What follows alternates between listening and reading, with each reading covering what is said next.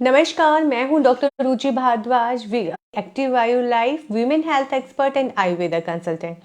तो आज हम लाइव आए हैं इस टॉपिक को लेकर कि जर्नली जो जस्ट न्यूली पेरेंट्स होते हैं और उन कपल्स में ज़्यादातर क्वेरीज होती है बच्चे को कैसे उठाएं, बेबी होल्डिंग को लेकर, उनकी पोजीशंस को लेकर, उनको बर्फ दिलवाने को लेकर बहुत सारी क्वेरीज होती हैं। और साथ के साथ समटाइम्स लोग डिनाई भी कर देते हैं, स्पेशली अगर मेल्स की बात की जाए।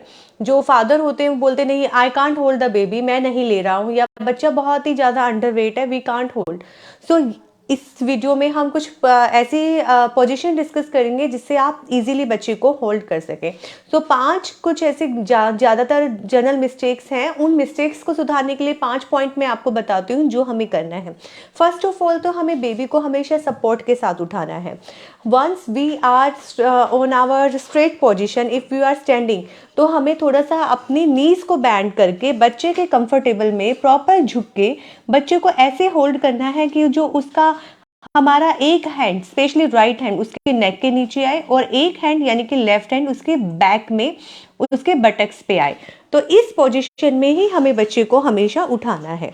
ठीक है, आप इस पोजीशन में उठाकर धीरे से बच्चे को घुमाकर, और आप हमें बच्चे की नेक के नीचे से हाथ नहीं हटाना। जो भी न्यूली बॉर्न बच्चा होता है उसकी नेक मसल्स जो होती हैं वो वीक होती हैं, और वो वीक मसल्स की वजह से उनकी नेक जो है स्टेबल नहीं होती, और अगर उसमें झटका आ जाएगा तो परेशानी खड़ी हो जाएगी। तो बच्चे को धीरे से अपने नेक के नीचे से हाथ ना हटाकर और देन अपनी चेस्ट पे लगाना है। So it is the correct position. And once the baby will be 2 और 3 मंथ ओल्ड ना, तो धीरे धीरे आपको उसको टमी टाइम देकर उसकी जैसे ही नेक मसल्स आपको लगे ये होल्डिंग सीख गया है, अपनी गर्दन इधर से उधर रखना सीख गया है, देन हम धीरे धीरे थोड़े टाइम के लिए छोड़ सकते हैं। But for the newly born बच्चा जो भी रहेगा उसके हमेशा हमें गर्दन के नीचे हाथ रखना ही है। अब सेकंड पोजीशन आती है कि बट बेबीज़ को रैप कैसे किया जाए। रैपिंग में हमें कोई भी स्क्वेयर, हम टॉवल ले सकते हैं, जिसमें भी आप बच्चे के लिए आजकल बहुत सारी चीज़ें चल रही हैं, बेबी बेड्स भी चल रहे हैं, रैपिंग क्लॉथ्स भी आ गए हैं। तो उसमें हमें क्या करना है, अगर वो स्क्वेयर है तो हमें एक कोने की तरफ बच्चे का सिर करके लिटाना है, एंड देन हमें होल्डली नाइसली बच्चे के हैंड्स भी हमें अंदर लेने हैं। जो बिल्कुल न्यूली बॉर्न बच्चा है, हमें एक तरफ से हैंड अंदर लेना है, दूसरी तरफ से भी हमें लेना है, एंड देन जो ये बीच का पोर्शन है हमें ऐसे पकड़कर अगेन वही हमें करना है, नेक के नीचे हाथ लगाना है एंड बच्चे के बटक्स के नीचे हाथ लगाना है, और हमें ऐसे बच्चे को कैरी कर कर अगेन हमें चेस्ट पे ऐसे आराम से लगाना है। So it is the best position to wrap and within the wrap to hold the baby. And third, जो लोगों को ज़्यादातर क्वेरीज रहती है कि मैम आप बोलते हो कि टमी टाइम दो बच्चे को, tummy time, what is exactly the tummy time? The tummy time is that कि हमें बच्चे को नेक के नीचे हाथ लगाकर उसको तो कुछ देर के लिए उल्टा लिटाना है। जब हम उसे उल्टा लिटाते हैं तो हमने देखा बच्चा खुद मूवमेंट्स करता है। मेक श्योर उसका जो नोज़ है वो बेड पे टच ना होता, उसकी गर्दन हमें ऐसे रखनी है, और बच्चे में विज़न रखना है कि वो अपने नाक ना दबा ले। तो बार बार वो अपने नेक को ऐसे उठाता है। जब वो 2 मंथ्स का हो जाता है और इधर उठाता है, तो वो सेल्फ जैसे उठा के या अपनी हेड को बार बार उठाता है तो उसकी नेक मसल स्ट्रॉन्ग होती है, ऑटोमेटिकली एक्सरसाइजेज होती है, और धीरे धीरे उसमें सेल्फ नेक होल्डिंग जो प्रोसेस होता है वो उसे आ जाता है, और बच्चा आपका नेक होल्डिंग सीख जाता है। समटाइम्स नेक को होल्ड करने में 6 मंथ का टाइम लेना है, तो कभी भी पेरेंट्स को वरीड नहीं होना कि ओहो इसका नेक अभी तक 3 महीने का हो गया, 4 महीने का हो गया, होल्ड नहीं हो रहा। जितना आप टमी टाइम देंगे और उसकी नेक मसल्स जो है वो स्ट्रॉन्ग बनेगी, वो खुद से अपना हेड रेस करेगा, एक्सरसाइजेस करेगा, देन धीरे धीरे उसको नेक होल्डिंग आ जाएगी। हाँ, अगर 6 मंथ के बाद भी बच्चे की नेक बहुत स्टेबल नहीं है और वो बहुत ज़्यादा ऐसे ऐसे डुग वाली हिल रही है, सो डेफिनेटली आपको टाइमली डॉक्टर्स को, फिजियोथेरेपिस्ट को कंसल्ट करना है और दिखाना है। सेकंड, बच्चे को उठाने में बाथिंग का इशू जो रहता है वो पेरेंट्स को बहुत ज़्यादा होता है। तो जो बिल्कुल ही जस्ट न्यू बॉर्न बेबी होता है उसमें हमें बात में ध्यान रखना है कि उसके फेस पे पानी ना जाए।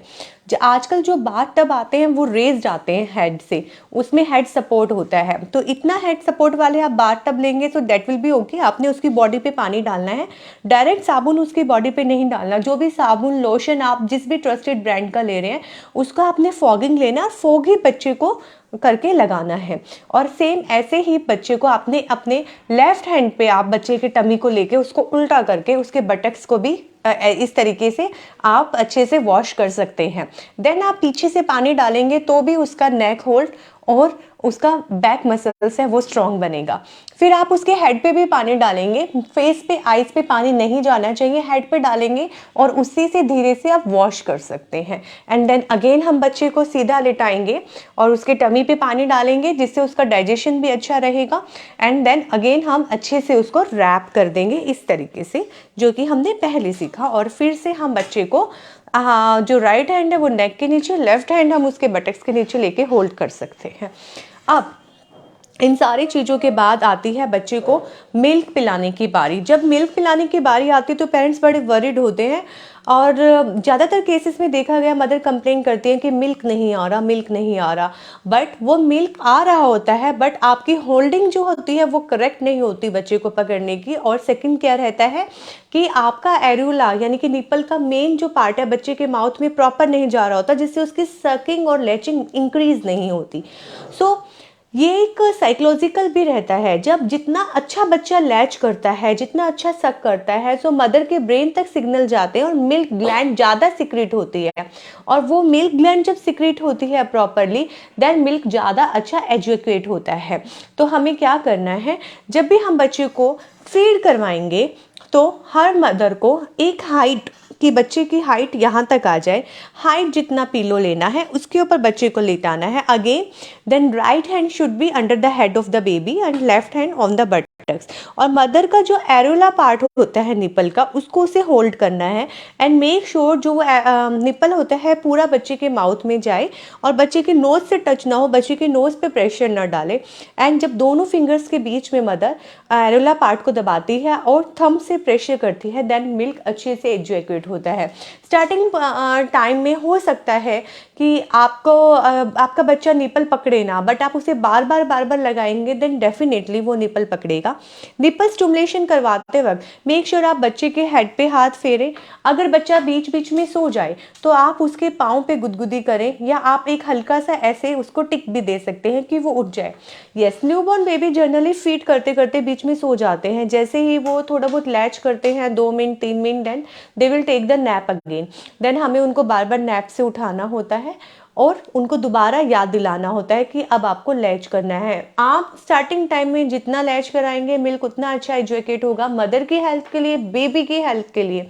स्टार्टिंग के 6 मंथ एक्सक्लूसिव और only breast feed it is necessary. आपका ना सिर्फ बच्चे का हेल्थ बनता है बल्कि आपका यूट्रस भी फिर से सही पोजीशन में आता है, नॉर्मल पोजीशन में आता है। और हाँ, उससे आपके हार्मोन्स भी सही रेगुलेट होते हैं।